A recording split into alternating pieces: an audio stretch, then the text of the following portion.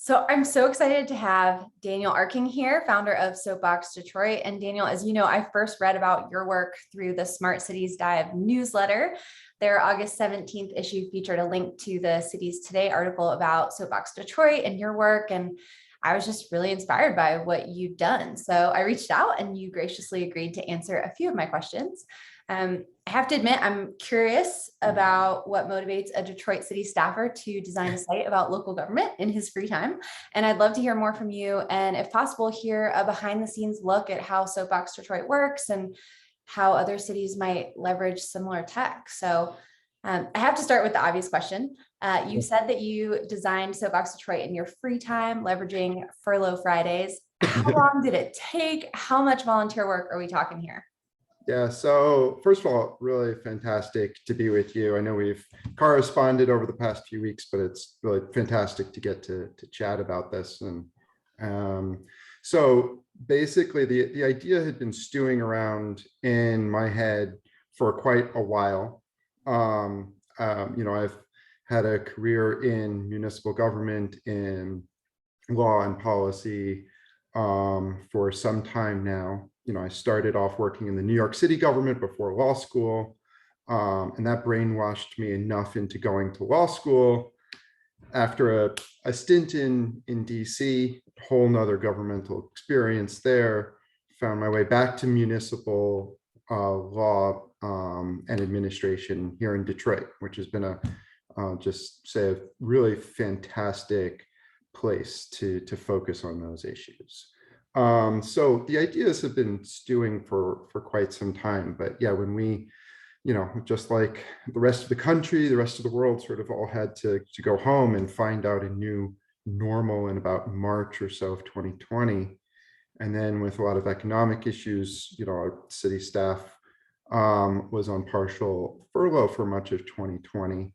And I found myself with sort of a free day each week and just decided to sort of take that concept. I know like Google or other companies say like 20% of your time on personal projects to innovate and sort of exercise your brain muscles. And so I tried to use that model. So I made my Fridays, an 8-hour day, just like work, but to try and get these ideas that have been swirling in my head for so long and put them down on paper, air quotes, paper, Excel sheet, a Word document, whatever I had. I should say, I'm not a software developer. I'm not a coder. I'm not even really adept on social media or anything like that. But just tried to figure out what I could do one step at a time to, again, extract these concepts and thoughts and hypotheses from my head and see what I, see what I could do to get them out there. That's so great. So you ended up really creating a workday structure for yourself on those Fridays. Yeah. Dare I ask how many Fridays had to add up in order for SoapBox Detroit to become a reality? It was off and on. This was a completely personal project, so I had the luxury of not really giving myself deadlines. So I would work on it for a couple Fridays, maybe have other errands to do. Of course, with a young child at home, sometimes childcare takes precedent, and during the pandemic, you can't always tell when that might come up. So I sort of worked on it most Fridays, a few nights for the better part of 2020. And then into early part of this year, I had sort of developed the content and done the research that I wanted, and pretty much faced a point of, well, I sort of proved the hypotheses of what I was trying to investigate, and I can go through those in a little more detail.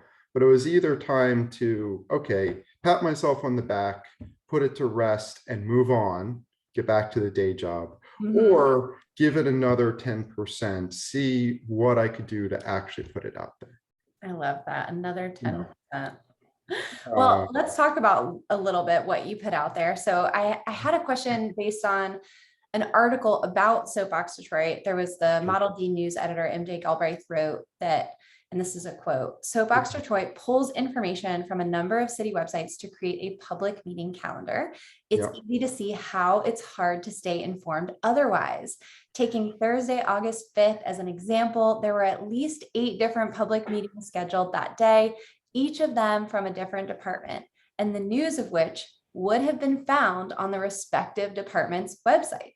SoapBox Detroit compiles them in one space, and an email newsletter delivers public meeting news daily." So great quote. I loved reading that article about your work. It's incredible to hear how SoapBox Detroit consolidates that information. But my question is, how automatic is it? Does the site compile the information, or are you or volunteers doing this manually? So I call it sort of semi-automated. So, and this is, I should emphasize, my whatever accomplishments I've achieved so far in this are mostly in the research and structuring that research. The technology, I've been able to accomplish technology-wise what I need to get it out there, what I've been able to cobble together. Again, I said I'm not a web developer or designer. So, I will admit that the web development has been basically watching as many YouTube videos on WordPress plugins as I need to sort of figure out how to stitch the website together in its current iteration. But, the free software is out there and the instructional tutorials are out there. So I've been able to, again, one Friday, one evening at a time, figure out how to get the website put together. But it really arises out of, as a research exercise, arises out of, again, my experience working in local government, in here in Detroit, also, as I mentioned, in New York City before that. Government, even at the local level, is complex, and it can make sense when you are a staff member or employee working within that framework, within that bureaucracy or administration. Not always, but oftentimes it can. But that same structure and those same processes can be completely impenetrable from the outside. Yeah. Even if you live in that city, even if that is your local government and you experience it every day, navigating it can be really difficult. And that doesn't mean it's not important to do. I mean, local government doesn't do a lot of things. It doesn't deliver the mail. It doesn't, take care of national defense or anything like that. But it does pick up your trash, and it does plow your street. And it does, run the buses and all sorts of really important things. And so, figuring out how to navigate your local government, how to advocate for your interests for your local government, I think is really important. Government often focuses on getting information out there. But oftentimes it's not so good at soliciting information to get feedback and bring that in and internalize it and act on it. And, one of the words I use is engagement. And that's really a two-way street as I see it. Again, speaking as both a, city municipal employee and both just a city resident. When that line of communication is really flowing and both sides, the public and the government bureaucracy, can act upon it, I think both sides are improved. The public feels more engaged. They can, accept and build on city policies because they feel like they have a stake in that administration. And on the flip side, government decision making is just better when it can be based off of feedback from all sorts of stakeholders, whether it's local businesses, block clubs. There's always the interested individual who figures out how to speak her mind and knows how to show up. And sometimes policymaker or department director may be faced with diametrically opposing perspectives. One block club wants to go one way, local business wants to go another way. And so it's not possible necessarily to solve everyone's problems and to be responsive to what every request is, but at least being able to, you know, receive that, account for it, acknowledge it. You know, acknowledgement is a huge part of engagement. I think, again, makes the policy making better, makes the government administration better. Absolutely. And so that was sort of the mindset that I tried to delve into. I love it. And that double approach of, you know, it supports rising tide, raise all boats kind of mindset I hear.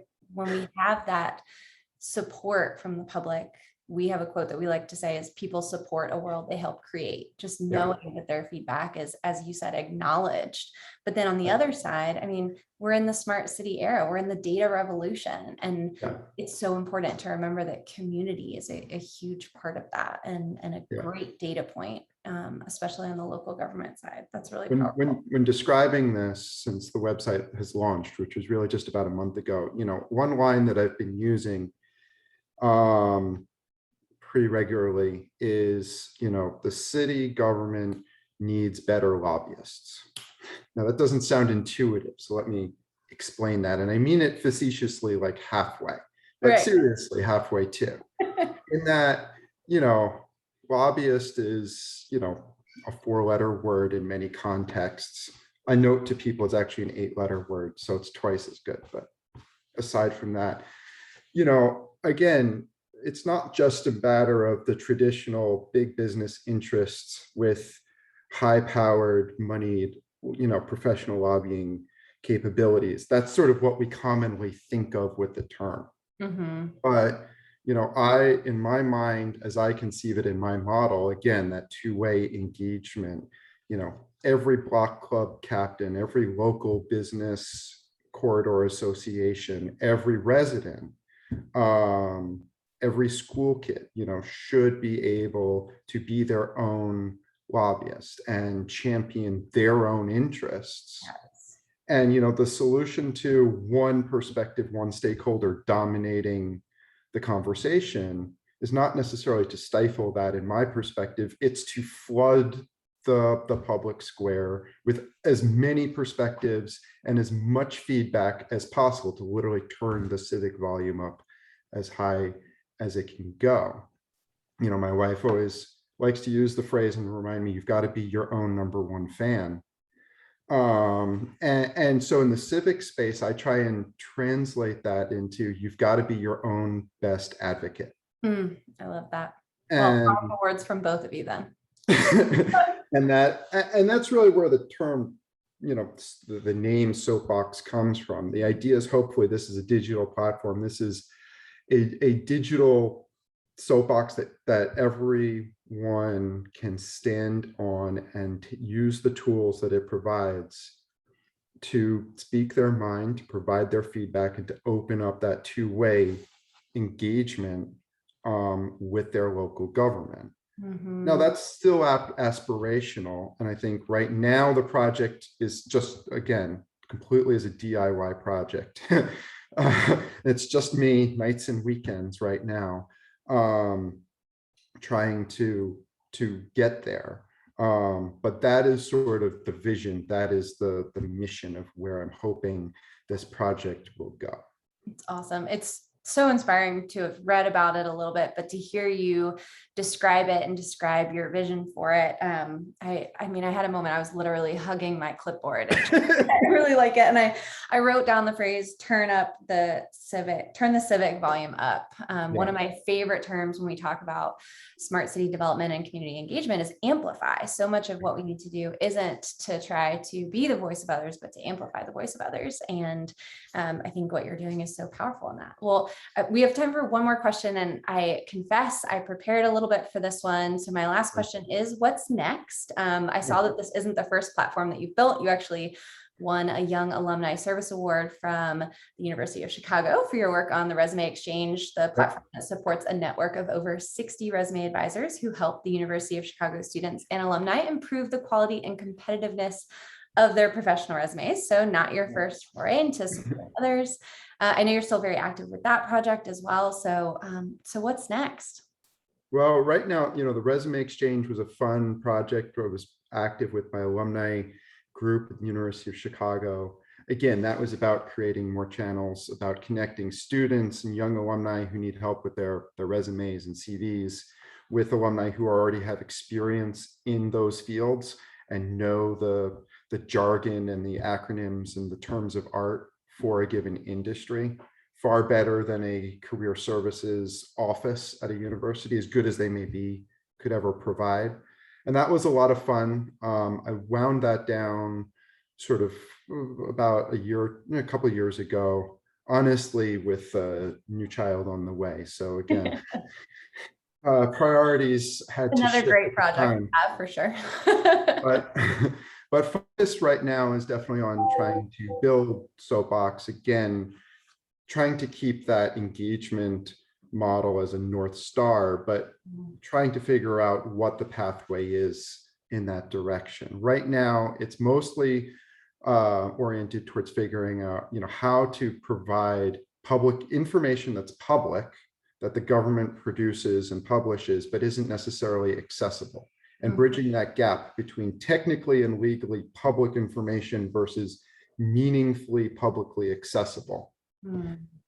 So that's why, there's a directory of all the different departments and boards and commissions of the city government. There are currently 85 different governmental units that are listed on there. Who knew? Many people I talk with who work in the city didn't know that there are 85, and I'm sure I'm missing a few. There's the public calendar that takes, again, all the public meeting notices on 85 websites from 85 bureaucratic silos and puts it in one page that you can just view, really easily. So that's the first focus. Then what's next is hopefully building on that to provide tools so that the public can use that information to, again, start opening those lines of communication to directly engage with their local government, and hopefully then directly engage with each other for coalition building, community building. And, again, this is all oriented towards collaboration, communication, and ultimately advocacy. There are a lot of ways to interact with your local government in the umbrellas of journalism or education or communication. Given my background, this is very much an advocacy and engagement oriented platform. And so that's what I'm striving to make it. Again, everyone should be their own best advocate. Everyone should be their own high-powered, sharp-elbowed lobbyist for, whether it's parks or clean water or better public transportation. Huge range of issues, public issues, are controlled by their local government. And I'm sure everyone has their own perspective on how that all should be run, and they should be able to stand up on their soapbox and give their 2 cents. Absolutely. There is so much that I've taken away from today's conversation. I think anyone can draw inspiration from the way that you described working on the project, giving it your free time, but then what it took to push that last 10%. I think your perspective on local government is really refreshing. There's a lot going on in the world right now. So I think the reminder that we do have some control in our local sphere, and that control can be very impactful. It's a helpful reminder right now. And then I think just your perspective on how the local government can leverage community feedback and how important it is for the community to be aware of what the local government is doing. That two-prong approach is really refreshing right now. So I can't thank you enough for this. Anyone who has a chance to review this conversation, I hope they'll take a look at SoapBox Detroit and see what you've been working on. And I'm sure it's not the last we'll hear about the project. So Daniel, thank you so much.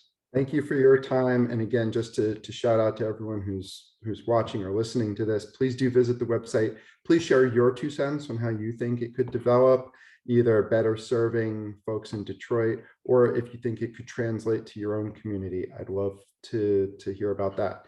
Huge variety in what local government means across the country, but a lot of common threads, and I tried to build this with an eye of being replicable, across geographies. So, community focus to the very end. Please take it to heart, and please share, your own thoughts, hit that comment button on the website. I would really appreciate it. I love the openness. Thank you so much for offering that to everyone, and Yeah, absolutely something we should all check out. All right. Thanks, Daniel. absolutely. Have a great afternoon.